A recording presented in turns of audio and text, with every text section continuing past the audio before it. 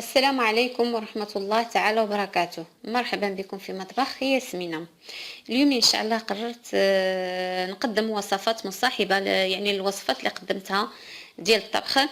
اليوم إن شاء الله نقدم لكم وصفات، ابتداء من اليوم نقدم وصفات كتهتم بجمال المرأة بصفة عامة، يعني بالجسم ديالها، سواء بالوجه أو الشعر أو اليدين.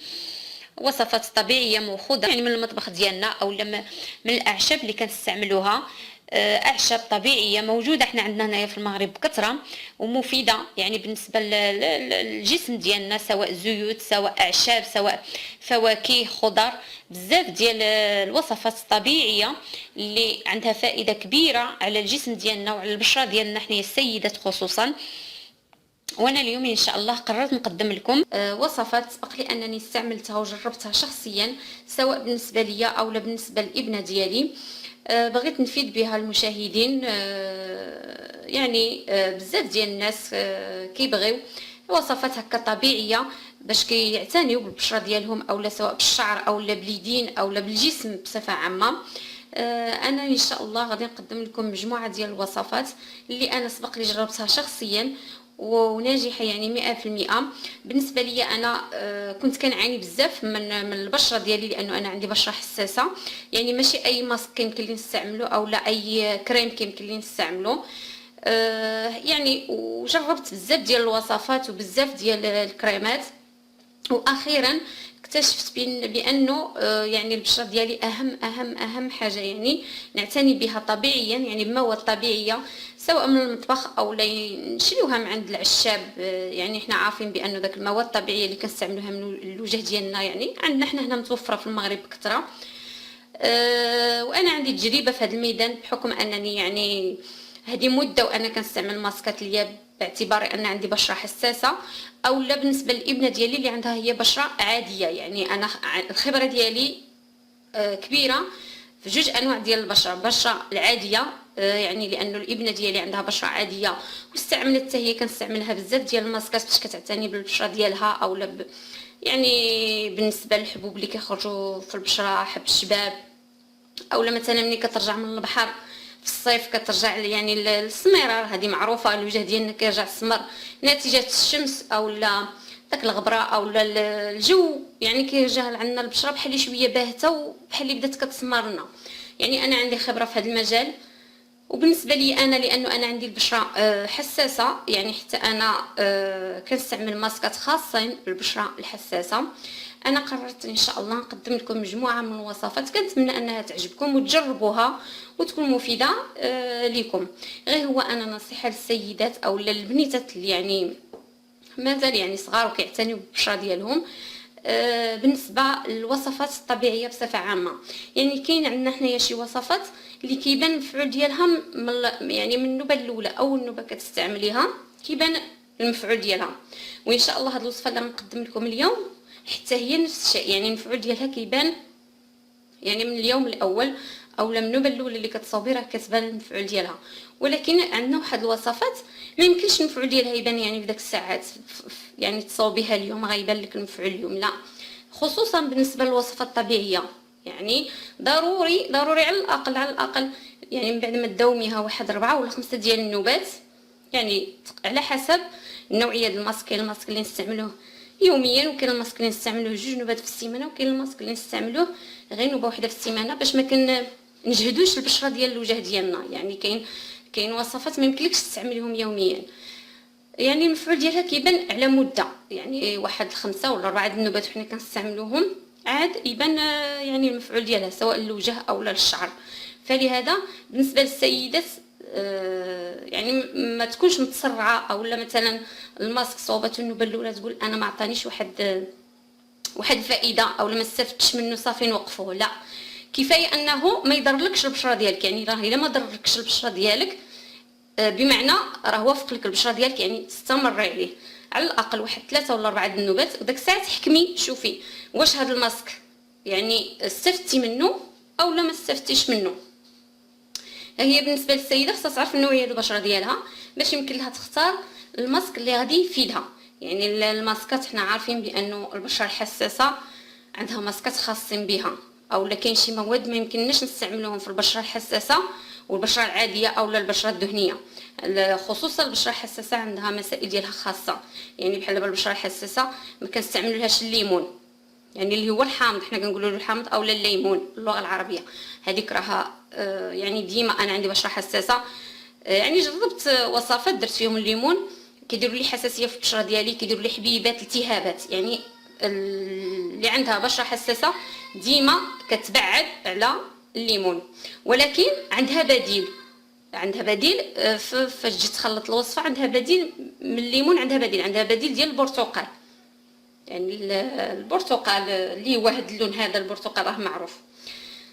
واليوم ان شاء الله نقدم لكم حتى انا وصفه فيها البرتقال للبشره حساسه، وغادي نقول لكم يعني في حاله ما كانت بشره عاديه يعني شنو تبدل في هذه الوصفه هذه. وكنتمنى انكم تستافدوا من الوصفات ديالي، واي يعني استشاره او لا شي حاجه ما فهمتوهاش خليوا لي اسئله في الكومونتير، وانا ان شاء الله غادي نحاول ما امكن انني نجاوب على قدر الاستطاعه ديالي او على قدر العلم ديالي، وعلى قدر ان التجارب اللي دزت منها نفيدكم ان شاء الله. نبداو على بركه الله. الوصفه اليوم ان شاء الله وصفه اول حاجه لتنقيه الوجه، لتبييض الوجه، ماسك رائع جدا. انا بالنسبه ليا يعني ديما كنستعملو، خصوصا كنأكد خصوصا بعد ما كنرجعوا من الصيف من البحر، كترجع البشره مجهده بالصيف بالشمس يعني بالماء البحر. يعني هذه وصفه يعني شنقول لكم رائعه جدا، وكنتمنى انكم تجربوها وتخليوا لي التعليقات ديالكم، واللي بغات تسول شي حاجه ان شاء الله نرد عليها. نبداو هنايا. بالنسبه للمقادير ديال هذه الوصفه اش غادي نحتاجو؟ غنحتاج زيت اللوز الحار، يعني ماشي اللوز الحلو، زيت اللوز الحار. لانه حنايا دابا كاين شي سيدات كيستعملوا الزيت الحلو لوجههم، هو لا، زيت الحلو كيتستعمل للشعر، عنده فائده اكثر للشعر، يعني كيقوي الشعر. ولكن الوجه كنستعملوا زيت اللوز الحار، كيتباع في الصيدليات، وكيتباع عند مالين بارافارماسيال حتى هو كيتباع عندهم. تمشي عندك اللوز، يعني زيت اللوز الحار راه معروف المر. كيمكن لك تعوضيه بزيت الزيتون، ما تكونش فيه الملحه، يعني حنا عارفين حنايا كنطحنوا زيت الزيتون فيه الملحه، يعني حاولي زيت الزيتون ما تكونش فيه الملحه، يعني يكون مسوس، يا اما تشريه من الصيدليات ولا من بارا، اولا كاين السيدات اولا كاين العائلات اللي كيصوبوا كيطحنوا الزيت ولكن ما يكونش فيه الملحه. كيمكن لك تعوضي زيت اللوز، تعوضيه بزيت الزيتون، زيت ارغان، زيت لافوكا، اي نوع من الزيوت يمكن لك تعوضيه. غادي نحتاجو تقريبا واحد المعلقه كبيره ديال زيت اللوز الحار. غادي نحتاجو عصير البرتقال. بالنسبه للعصير ديال البرتقال على حسب الخليط، يعني حتى تجمع لنا الخليط. بالنسبه لعصير البرتقال ديما كنستعملوه للبشره الحساسه. بالنسبه للبشره العاديه اولا البشره الدهنيه كنعوضوه بعصير الليمون. غنعاود، بالنسبه هنايا انا استعملت عصير البرتقال بالنسبه للبشره الحساسه. اللي عندها بشره عاديه اولا بشره دهنيه، يعني الليمون ما كيضرهاش وجهها ملي كديروا، تعوضوا بالليمون. الليمون افضل، يعني احنا عارفين بان الليمون عنده فوائد كثيره، ولكن بالنسبه للبشره العاديه اولا الدهنيه، يعني البشره اللي ما كيضرهاش الليمون، انا بالنسبه لي بشره حساسه شويه الليمون كيدير لي بحال الالتهاب، كنعوضوا بعصير البرتقال. وغادي نحتاجوا الروز الابيض مطحون.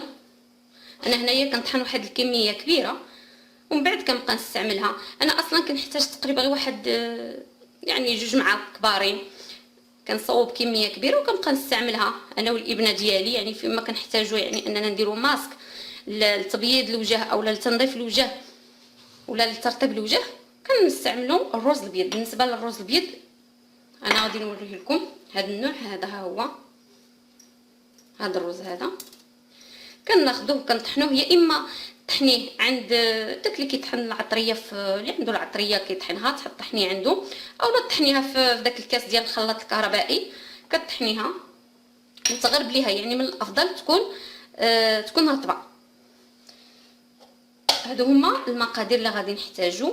نبداو نحضروا الماسك ديالنا. غادي ناخذ 2 معالق من الروز مطحون ما عامرينش، يعني ماشي بزاف. غناخذ معلقه كبيره ديال زيت اللوز الحار. وبالنسبه لعصير البرتقال يعني به غادي نجمع هذا الخليط ديالي، يعني على حسب الكميه، يعني على حسب الكميه ديال الرز اللي انت استعملتي. يعني غنبقاو هكا نضيفو حتى غادي نحصلو. انا تقريبا هنا استعملت واحد 3 ديال المعالق. يعني البرتقاله كنشدوها وكنعصروها ونصفيوها، ناخذوها الماء ديالها بهذا الشكل هذا. ها هو هذا هو الماسك. كنخليوه ثقيل واحد شويه باش كيشد لنا في الوجه ديالنا، يعني ما تجريش باش يسد لك في الوجه. بالنسبه لهذا الماسك هذا كنخلطوه مزيان، من بعد كندهنوه في الوجه ديالنا، يعني على كامل الوجه ندهنوه مزيان. واخا يعني يطيح لنا واحد شويه من الوجه ديالنا نوليو نعاودوا اننا نحاولوا اننا نلصقوه في الوجه ديالنا مزيان. نخليوه ما بين 4 ساعات حتى نص ساعه، يعني ماشي مشكل، لانه هاد الماسك هذا يعني ما عنده حتى شي تاثير. تخليه ما بين 4 ساعات حتى 30 دقيقه. قبل ما تستعملي الماسك اول حاجه، بعدا انا نسيت، قبل ما تستعملي الماسك اول حاجه خصنا نغسلوا وجهنا مزيان بالصابون. الصابون يكون طبيعي. بالنسبه للبشره الحساسه صابون تكون طبيعي ما فيهش الريحه، لان احنا عارفين بان الصابون اللي فيه يعني الريحه اللي معروف راه حنا كنشريوه راه معروف ما كيصلحش للبشره الحساسه. يعني ديما ناخذوا صابون طبيعي ما يكون فيه حتى شي حاجه، او نحاولوا ناخذوا صابون مثلا ديال الخيار، صابون ديال الحليب. وان شاء الله من بعد دابا نقدم لكم كيفاش تحضروا يعني هاد الانواع ديال الصابون، سواء ديال الحليب او ديال الخيار او ديال المعدنوس. هادو يعني صابونات صحيين بالنسبه للوجه. كنغسلوا وجهنا مزيان واحد 2 نوبات بالصابون، نمسحوا وجهنا، نديروا الماسك، نخليوه مده 4 ساعات حتى 30 دقيقه على حسب كل وحده الوقت ديالها. يا من الافضل كل ما خليتيه يعني افضل نخليوه مده يعني قلت لكم 4 ساعات حتى 30 دقيقه. من بعد نحاولوا نمسحوا الوجه ديالنا، يعني ما نغسلوهش، غير نحاولوا اننا يعني نحيدوا داك الروز غير بشويه، نحاولوا اننا نحيدوه من الوجه ديالنا. نمسحوا الوجه ديالنا بشي قطين او بشي منيدل اللي يكون رطب، لان الا كانت شي حاجه قاصحه غادي يعني غنضبروا الوجه ديالنا بشي حاجه شي قطينه هكا. نحاولوا نحيدوا داك المسك من الوجه ديالنا. من بعد غادي ناخذوا ماء يكون بارد، يعني ضروري الماء بارد. علاش؟ لانه حنا في هذه اللحظه من بعد ما غسلنا وجهنا بالصابون درنا له الماسك، المسام تحلت، بمعنى بعد ما تحلنا يعني المسام ديال الوجه ديالنا ضروري ما خصنا نسدوا داك المسام. هذا هو يعني هذه هي الخطوه يعني الاساسيه في جميع انواع الماسكات. اي ماسك استعملناه ضروري ما نسدوا المسام ديال الوجه. الا ما سديناش المسام ديال الوجه كيبقاو مفتوحين. اول حاجه الغبره كتدخل، الميكروبات، اي حاجه كيمكن لها تدخل، وبالتالي كدير لنا حبيبات في الوجه ديالنا. يعني ضروري نسدوا المسام. الطريقه باش نسدوا المسام سهله. اول حاجه يا اما كنستعملوا ماء الورد يكون عندنا بارد من الثلاجه، يعني نديروا هكا يعني شويه ديال الماء ورد يكون عندنا في الثلاجه، نرشوه على وجهنا، يعني في داك الرشاش نرشوه على وجهنا يكون بارد، او ماء يكون بارد نرشوه على وجهنا، او لا ناخذوا داك المرصويات ديال الثلج اللي كنستعملوهم في يعني في داك القوالب ديال الثلاجه. ناخذوا مرصو يكون مثلج، انا غادي نوريه لكم، وندوزوه على الوجه ديالنا كامل. يعني نحاولوا اننا الوجه كامل ديالنا كامل ندوزو ونعاودو. يعني هاد الطريفات ديال الثلج هذا هو. يعني من بعد ما نديروا الماسك نحيدوه بواحد شويه ديال القطن، يكون يعني قطن يكون فازق واحد شويه. نحاولوا نحيدوا داك الماسك، ناخذوا هكا ثلج وندوزو على البشره ديالنا كامله، يعني ندوزو ونعاودو باش كنسدوا المسام ديال الوجه في نوبه. يعني في نوبه يعني نسدوهم. من بعد كنمسحوا الوجه ديالنا، نديروا له شويه ديال الزيت، يعني سواء زيت اللوز او زيت ارغان، زيت الزيتون، اي نوع عندك من الزيوت. لان من بعد ما كنديروا الماسك لوجهنا ضروري ما نديروا موراه واحد شويه ديال الزيت، يعني ندهنوا وجهنا بشويه ديال الزيت.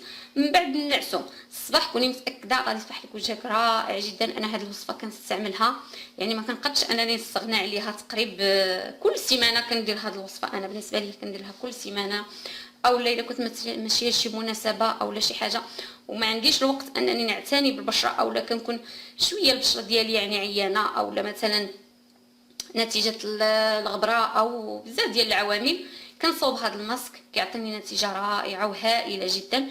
كنتمنى انكم تجربوه، وان شاء الله نتلاقاو في وصفات اخرى. مازال نقدم لكم وصفات ان شاء الله اخرى تفيدكم، ونتلاقاو ان شاء الله في وصفه اخرى، والى اللقاء.